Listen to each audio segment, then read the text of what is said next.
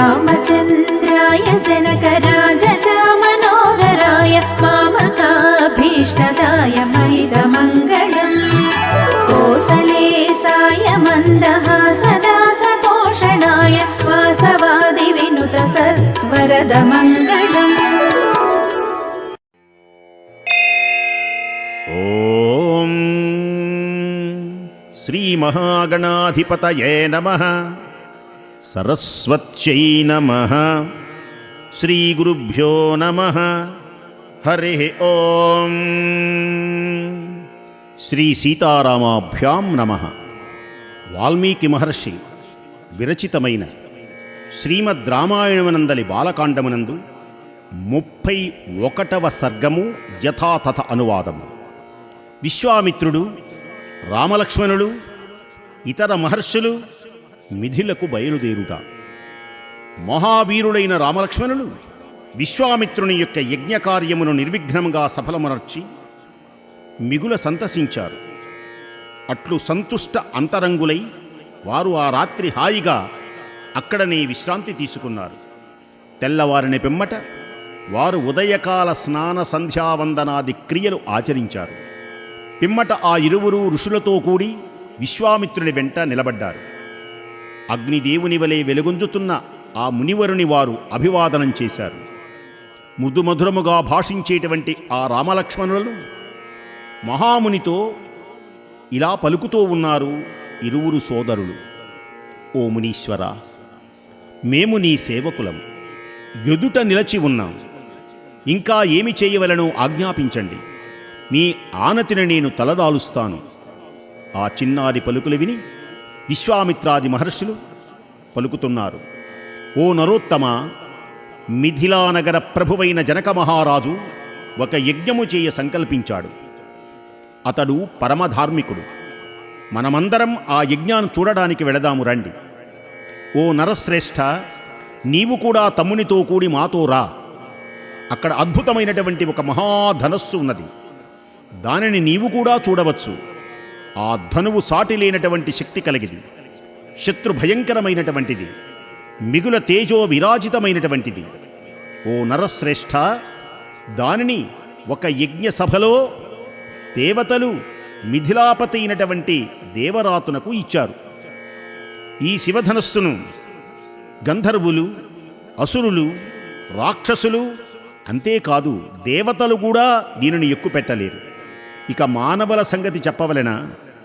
ఆ ధనస్సు యొక్క శక్తి తెలియగోరి మహాబలశాలుడైనటువంటి రాజులు, రాజకుమారులు దానిని ఎక్కుపెట్టడానికి ప్రయత్నించి విఫలులైనారు. కకుత్స వంశమున జన్మించిన ఓ మహానుభావ, మిథిలాపతియు మహాత్ముడు అయినటువంటి జనకుని యొక్క చాపమును అక్కడ నీవు చూడగలవు. అద్భుతమైన ఆ యజ్ఞమును కూడా దర్శించవచ్చు. మిథిలాపతి అయినటువంటి దేవరాతుడు పూర్వం యజ్ఞం చేసేటువంటి సమయంలో అతడికి యజ్ఞ ఫలమును కోరగా అప్పుడు దేవతలు బలమైన ముష్టి కలిగినటువంటి, సునాభమైన అంటే బాగా ముష్టి కలిగినటువంటి ఈ ధనస్సును ఆయనకు అనుగ్రహించారు. బలమైనటువంటి ముష్టి బంధము ఉన్నది దీనిలో, అందునే దీని పేరు సునాభం. దేవతలు బలమైనటువంటి ముష్టి బంధము కలిగినటువంటి అంటే సునాభమైనటువంటి శివధనస్సును ఆయనకు అనుగ్రహించారు. ఓ రామా, జనక మహారాజ భవనమునందు ధనుర్యాగ సమయమున వివిధములైనటువంటి గంధములతో, పుష్పములతో, సువాసనలు గల అగరుధూపములతో ఈ ధనస్సు అర్చించబడుతుంది. విశ్వామిత్ర మహర్షి ఈ విధంగా వచించి మునులతో, రామలక్ష్మణులతో కూడి మిథిలానగరునకు బయలుదేరారు. అలా బయలుదేరుతూ వనదేవతలను ఉద్దేశించి ఇలా పలుకుతున్నారు. ఓ వనదేవతలారా, మీకు శుభమగునుగాక. యజ్ఞమనర్చి ఫలసిద్ధి నొందితిని. ఈ సిద్ధాశ్రమం నుండి బయలుదేరి గంగానదికి ఉత్తర తీరమున గల హిమాలయములకు వెళుతున్నాను. హిమాలయమునకు వెళ్ళేటువంటి దారిలోనే మిథిలానగరమున్నది. పిమ్మట ఆ మహాముని మహిమాన్వితమైనటువంటి సిద్ధాశ్రమమునకు ప్రదక్షిణ చేసి ఉత్తర దిశగా ప్రయాణాన్ని సాగించాడు. ఉత్తర దిశగా వెళుతున్న ఆ మునివరుని వెంట బ్రహ్మవేత్తల యొక్క అగ్నిహోత్ర సంభారములతో కూడిన 100 శకటములు సాగిపోతూ ఉన్నాయి.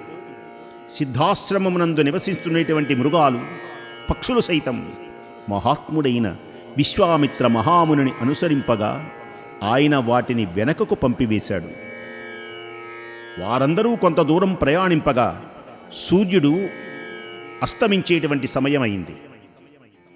అంతట మునులందరూ శోణ నదీ తీరమును చేరి ఆ రాత్రికి అక్కడ బస చేశారు.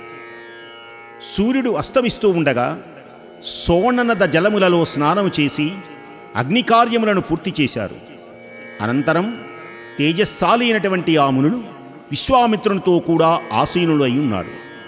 రామలక్ష్మణుడు ఆ మునులందరికీ నమస్కరించి ధీశాలి అయిన విశ్వామిత్రుని ఎదుట కూర్చున్నాడు. అంతటి తేజోమూర్తి అయినటువంటి శ్రీరాముడు కుతూహలంతో విశ్వామిత్ర మహర్షితో పలుకుతూ ఉన్నారు. ఓ మహాత్మా, శోణనదీ తీరమున దట్టమైన వృక్షములతో శోభిల్లేటువంటి ఈ ప్రదేశం ఎవరిది? ఈ విషయాన్ని వినగోరుతున్నాను.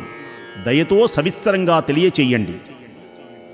వ్రతనిష్ట కలవాడు మహాతపస్వి అయిన విశ్వామిత్రుడు శ్రీరాముని ప్రశ్నకు సమాధానంగా ఆ ప్రదేశము యొక్క వృత్తాంతాన్ని మునులందరూ వినుచుండగా ఇలా పలుకుతూ ఉన్నారు.